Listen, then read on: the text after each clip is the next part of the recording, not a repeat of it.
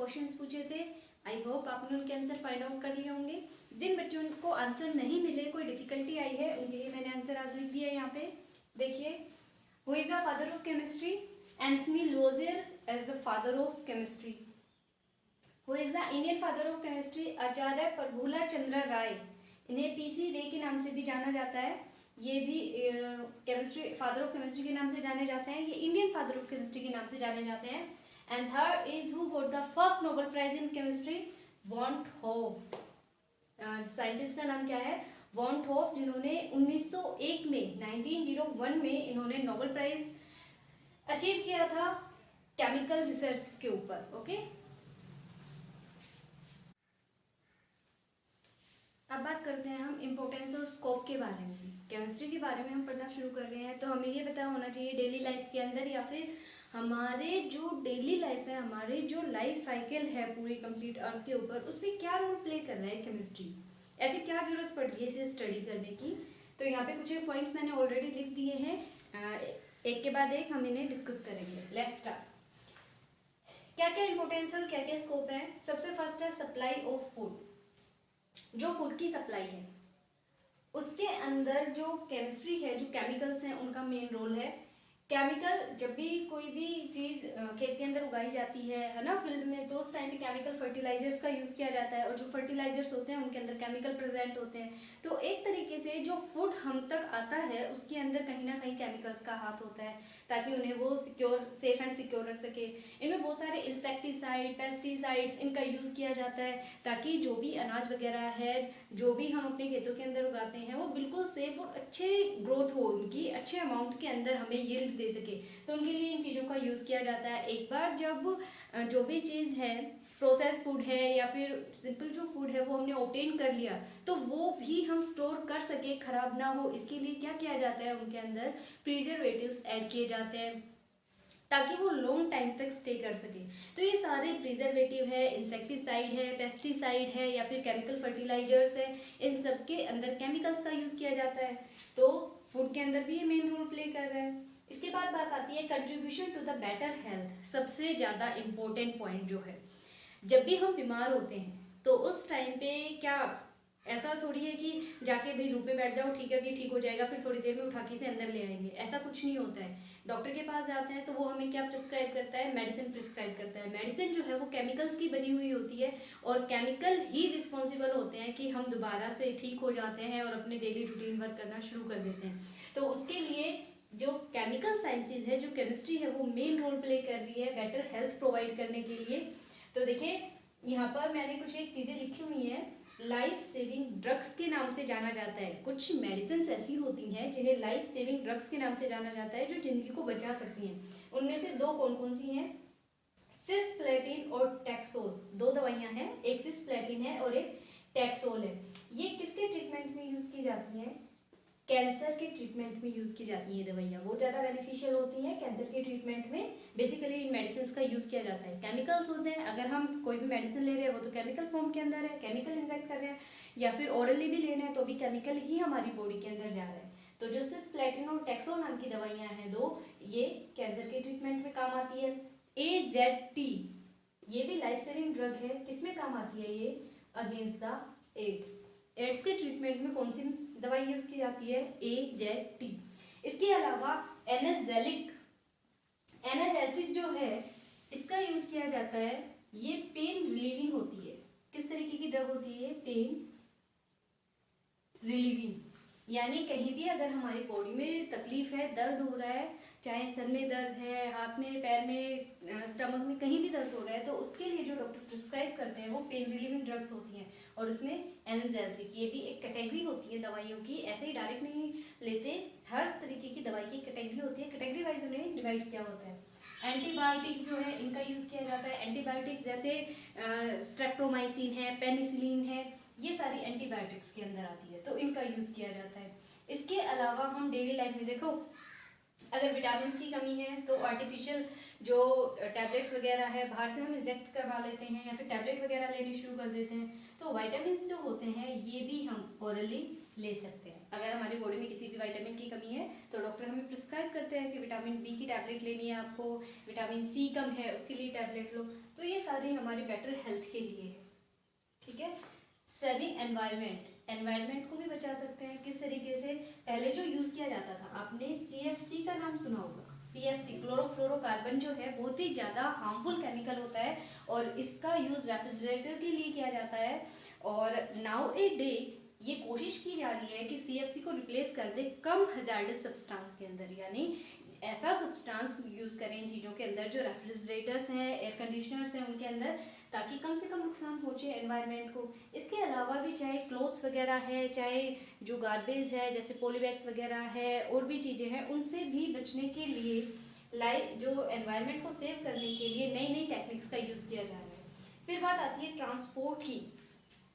अब ट्रांसपोर्ट में देखिए, जो भी व्हीकल चलते हैं हम अपनी डेली लाइफ में यूज़ कर रहे हैं, साइकिल को छोड़ के, चाहे बाइक है, स्कूटी है, कार है, बस है, जो भी चीज़ है वो किससे चल रही है? आइदर पेट्रोल और डीजल, इन दो चीज़ों से चल रही है। और ये भी किस फॉर्म के अंदर है? केमिकल फॉर्म के अंदर। ये भी काइंड ऑफ केमिकल है, इनका यूज़ हम ट्रांसपोर्ट के लिए कर रहे हैं वाइडली, तो यहाँ भी केमिस्ट्री का यूज़ हो रहा है। Nuclear energy. अब न्यूक्लियर एनर्जी जो है इसका यूज़ कैसे किया जाता है?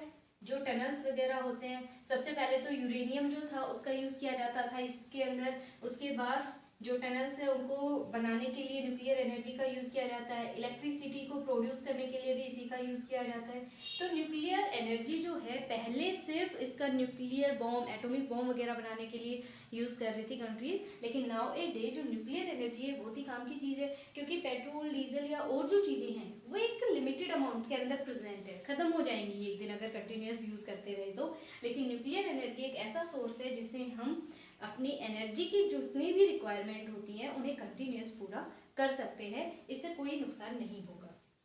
अब देखिए, इसके अलावा इसमें ये सारे तो बेनिफिट्स बताए, अब इसका एक ड्रॉबैक भी है। ड्रॉबैक क्या है यहाँ पर कि बहुत सारी ड्रग जैसे मॉर्फिन है, हेरोइन है, इसके अलावा ब्राउन शुगर है, और भी बहुत सारी ऐसी ड्रग्स प्रेजेंट होती हैं जो केमिकल हैं, काइंड ऑफ केमिकल है, लेकिन लोग इसका मिसयूज़ करते हैं। मिसयूज़ किस तरीके से? अगर किसी भी केमिकल को हम एक लिमिटेड क्वांटिटी के अंदर लेते हैं तो वो हमारी बॉडी में जाने के बाद मेडिसिन का काम करता है, हमें जो भी तकलीफ होती है उससे रिलीफ प्रोवाइड करवाता है। लेकिन अगर हमने वही चीज़ अनलिमिटेड अमाउंट के अंदर ले ली, है ना, या फिर सिर्फ अपने शौक पूरे करने के लिए या फिर किसी के बहकावे में आके इस तरीके से उल्टी हरकतें करनी शुरू कर दी, तो वहाँ पे जो वो केमिकल होता है वो हमें एक तरीके से उसकी लत लग जाती है, हैबिट फॉर्मिंग होता है। तो वहाँ पे क्या होगा कि ये चीज़ें हमारे लिए हार्मफुल है। कौन कौन सी? मॉर्फिन, हेरोइन, ब्राउन शुगर, और इसके अलावा कुछ और भी प्रेजेंट होते हैं जो इस तरीके से यूज़ किए जाते हैं। तो एक तो ये इसका ड्रॉबैक हो गया। दूसरा क्या है, जो भी ये विस्फोट वगैरह किए जाते हैं उनके अंदर यूज़ किया जाता है TNT, ठीक है।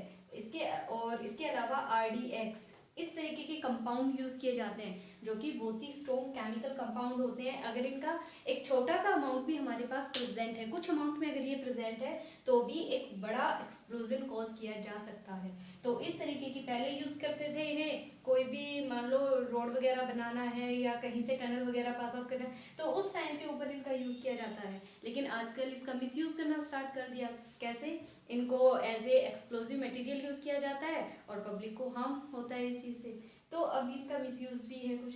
तो एक तरीके से हम ये कह सकते हैं कि जो स्कोप है केमिस्ट्री के, या फिर केमिस्ट्री जो है ये एक ऐसी चीज़ है जिसके बिना हमारी लाइफ सर्वाइवल पॉसिबल नहीं है। तो जहाँ पे एक तरीके से वरदान साबित हो रहा है, वहीं पे इसके कुछ ड्रॉबैक्स भी हैं जिसकी वजह से ये अभिशाप भी बन जाती है।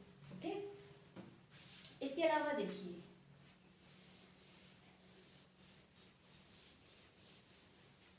ये तो थे इम्पोर्टेंस एंड स्कोप। बहुत सारे स्कोप है केमिस्ट्री के अंदर। आजकल तो जितने भी फील्ड हैं हर जगह अब आपको पता चल गया कि बिना केमिकल्स के, बिना केमिस्ट्री के तो हमारी लाइफ सर्वाइवल पॉसिबल ही नहीं है। हर जगह इनका इतना वाइड लेवल के ऊपर यूज़ किया जाता है, तो हर फील्ड के अंदर बहुत सारे स्कोप प्रेजेंट रहते हैं। अब देखिए, एक चीज़ यहाँ पे केमिकल्स के बारे में बात कर रहे हैं तो हम सिंपल यहाँ पे रिएक्शन के बारे में और बात कर लेते हैं थोड़ी सी। रिएक्शंस। कोई भी केमिकल जो है वो जब एक फॉर्म से दूसरी फॉर्म के अंदर कन्वर्ट होता है तो उस टाइम पे हम उसे कहते हैं that is chemical reaction. Chemical reaction कैसे, देखिए कोई भी रिएक्टेंट मॉलिक्यूल है, ये रिएक्टेंट मॉलिक्यूल्स हैं, किसमें कन्वर्ट होंगे, ये प्रोडक्ट मॉलिक्यूल्स के अंदर। किसमें कन्वर्ट हो गए, प्रोडक्ट मॉलिक्यूल के अंदर। अब देखिए ये तो 10th के अंदर आपने पढ़ा है, 9th में भी पढ़ा होगा। रिएक्टेंट और प्रोडक्ट के अंदर क्या डिफरेंस होता है, जो एरो मार्क है उसकी टेल साइड जो भी चीज लिखी जाती है वो रिएक्टेंट होती है, और उसके हेड साइड यानी एरो साइड में जो चीज लिखी जाती है वो प्रोडक्ट होती है। क्लियर। तो रिएक्टेंट हमेशा टेल साइड में होता है। अगर इस तरीके से एरो मार्क लगाया हुआ है तो आपको पूछने की ही जरूरत नहीं है, इसका सीधा सा मतलब है पहले हमारे पास ये कंपाउंड था और इससे किसमें कन्वर्ट हुआ है, इस कंपाउंड के अंदर कन्वर्ट हुआ है। मान लो हमारे पास कोई रिएक्शन करवा रहे थे हम, केमिकल प्रेजेंट थे ए और बी, दोनों अलग अलग प्रेजेंट है रिएक्टेंट। ये एक रिएक्टेंट था, ये दूसरे रिएक्टेंट मॉलिक्यूल है। एक बीकर के अंदर मैंने ए लिया हुआ था, दूसरे बीकर के अंदर मैंने बी लिया हुआ था। अब जैसे ही रिएक्शन प्रोसीड होगी, दोनों को मैंने मिला दिया, एक बीकर में ये रिएक्टेंट था, दूसरे के अंदर ये रिएक्टेंट था, मैंने दोनों को मिला दिया तो किसमें कन्वर्ट हो जाएगा, ये प्रोडक्ट के अंदर कन्वर्ट हो जाएगा। इन दोनों के बीच में बॉन्ड बन गया और ये अब अलग अलग नहीं है, बॉन्ड बना के इन्होंने एक नया कंपाउंड जनरेट कर लिया, तो ये क्या बन गया, प्रोडक्ट बन गया। इसके अलावा ऐसे भी हो सकता, एक सिंपल रिएक्शन लेते हैं यहाँ पे एग्जांपल में, देखिए N2 + 3H2 converted into 2NH3। देखिए रिएक्शन के अंदर बैलेंसिंग एक इंपॉर्टेंट टॉपिक होता है, बैलेंसिंग आपको आनी चाहिए। तो कोई भी रिएक्शन लिखे तो उसे बैलेंस कंडीशन के अंदर ही लिखना है हमें। यहाँ पे मैंने ऑलरेडी बैलेंस कर दी है, बाकी आपके जब भी टॉपिक आएगा तो आपको बताया भी जाएगा, सिखाया जाएगा। अब N2 और H2 है तो N2 के बीच में बॉन्ड रहा होगा कोई ना कोई, नाइट्रोजन और नाइट्रोजन के बीच में ट्रिपल बॉन्ड प्रेजेंट रहता है इस तरीके से। हाइड्रोजन और हाइड्रोजन के बीच में भी बॉन्ड रहा होगा, तभी तो इसने H2 बनाया, दो हाइड्रोजन ने मिलके और दो नाइट्रोजन ने मिलके N2 बना लिया था। अब जब ये प्रोडक्ट के अंदर कन्वर्ट हुआ तो उस टाइम पे क्या हुआ, नाइट्रोजन और 3 हाइड्रोजन के बीच में बॉन्ड बनेगा इस तरीके से। ठीक है, तो अब देखो पुराना जो बॉन्ड था, ओल्ड बॉन्ड जो थे वो नाइट्रोजन नाइट्रोजन के बीच में थे या फिर हाइड्रोजन हाइड्रोजन के बीच में थे, लेकिन जब ये प्रोडक्ट के अंदर कन्वर्ट हुआ तो न्यू बॉन्ड फॉर्मेशन जो टेक प्लेस कर रही है यहाँ पे वो किस किस के बीच में कर रही है, नाइट्रोजन और हाइड्रोजन के बीच में, नाइट्रोजन और हाइड्रोजन, यहाँ भी नाइट्रोजन और हाइड्रोजन के बीच में। यानी पुराना जो बॉन्ड था वो एक भी यहाँ पे नहीं है, कोई भी हाइड्रोजन हाइड्रोजन या फिर नाइट्रोजन नाइट्रोजन के बीच में तो बॉन्ड ही नहीं है, सारे जो बॉन्ड है वो टूट गए पुराने वाले और नए बॉन्ड फॉर्मेशन टेक प्लेस कर गई यहाँ पे। इसका मतलब क्या है, आप रिएक्शन को ऐसे भी डिफाइन कर सकते हैं कि जब भी कोई केमिकल रिएक्शन प्रोसीड करती है तो जो ओल्ड बॉन्ड्स होते हैं वो ब्रेक हो जाते हैं और जो न्यू बॉन्ड है, new bond formation take place करती है यहाँ पे हमेशा। ठीक है, ओल्ड बॉन्ड जो है वो ब्रेकआउट हो जाते हैं और जो न्यू बॉन्ड फॉर्मेशन है वो टेक प्लेस कर जाती है। तो हमें पता चल जाता है कि रिएक्टेंट किसमें कन्वर्ट हो चुका है, प्रोडक्ट के अंदर कन्वर्ट हो चुका है। अब यहाँ पर जो केमिकल्स लिए थे ये गैसेस फॉर्म के अंदर थे, इनका टेक्सचर अलग था, इनकी प्रॉपर्टीज अलग थी, लेकिन अब जो ये मॉलिक्यूल बना है इसकी प्रॉपर्टी इनके कंपेरिजन में डिफरेंट मिलेगी। ओके, तो रिएक्टेंट जरूरी नहीं है कि जिन रिएक्टेंट से हम प्रोडक्ट बना रहे हैं उनकी प्रॉपर्टी सेम मिले, ऐसा कभी जरूरी नहीं है। हमारी जो रिएक्टेंट है उनकी प्रॉपर्टी कुछ अलग मिलेगी, प्रोडक्ट की कुछ अलग मिलेगी। ये जो रिएक्शन है ये कैटलिस्ट की प्रेजेंस में प्रोसीड आउट होती है, इसके अंदर स्मॉल अमाउंट के अंदर आयरन, आयरन ऑक्साइड, मॉलिब्डेनम, इन चीज़ों का यूज़ किया जाता है, तो ये कैटलिस्ट की तरह काम करता है। कैटलिस्ट, अब आपको कैटलिस्ट आपने पढ़ा नहीं होगा, कैटलिस्ट जो होता है, कैटलिस्ट एक कंपाउंड होता है, ये भी क्या होता है, केमिकल कंपाउंड होता है या मॉलिक्यूल भी हो सकता है। ओके, तो इसका बेनिफिट क्या होता है, ये रेट ऑफ रिएक्शन को, रेट ऑफ रिएक्शन जो है उसे क्या करवा देता है, स्पीड अप करवा देगा। स्पीड अप यानी बहुत ही फास्टली। ये जो रिएक्शन है ये जाके होनी थी मान लो 1 घंटे के अंदर, लेकिन जैसे ही हम इसके अंदर कैटलिस्ट का एडिशन करवाएंगे ये खुद इस रिएक्शन के अंदर एक प्रोडक्ट में कहीं भी नहीं आएगा, ये सिर्फ क्या करेगा, इन रिएक्टेंट मॉलिक्यूल्स को पकड़ पकड़ के जल्दी से किसमें कन्वर्ट करवा देगा, प्रोडक्ट मॉलिक्यूल के अंदर कन्वर्ट करवा देगा। और जो रिएक्शन जाके 1 घंटे में, आधे घंटे में कंप्लीट होनी थी, वो with in few minutes complete हो जाएगी और हमें प्रोडक्ट मिल जाएगा। तो कैटलिस्ट जो है वो बहुत बेनिफिशियल रोल प्ले करते हैं। सारी रिएक्शंस के अंदर इनका यूज नहीं किया जाता, कुछ हर रिएक्शन के अंदर स्पेसिफिक कैटलिस्ट डाला जाता है। ऐसा नहीं है एक कोई उठा के हर एक के अंदर डाल देंगे। बहुत सारे टाइप के कैटलिस्ट प्रेजेंट होते हैं, कभी जब इसके बारे में डिस्कस करेंगे तब आपको कंप्लीट डिटेल बताई जाएगी। अभी सिर्फ इतना समझ लें कि जो कैटलिस्ट होता है वो एक केमिकल कंपाउंड होता है जो बेनिफिशियल होता है रिएक्शन के लिए। और क्या काम करेगा, ये जो रिएक्टेंट मॉलिक्यूल्स होते हैं उन्हें प्रोडक्ट के अंदर बहुत ही स्पीड अप तरीके से, बहुत ही फास्टली प्रोडक्ट के अंदर कन्वर्ट करवा देगा। ठीक है, बहुत ही स्मॉल क्वांटिटी के अंदर इनका यूज किया जाता है। ऐसा नहीं है बहुत ज्यादा अमाउंट में यूज करना है, बिल्कुल लिटिल अमाउंट के अंदर डाला जाता है रिएक्शन में, ताकि जो हमारी रिएक्शन है वो बहुत ही जल्दी प्रोसीड आउट हो जाए और प्रोडक्ट हमें जल्दी से ऑब्टेन हो जाए। तो इतना पढ़ेंगे और नोट्स बनाएंगे इसका नेक्स्ट लेक्चर कल।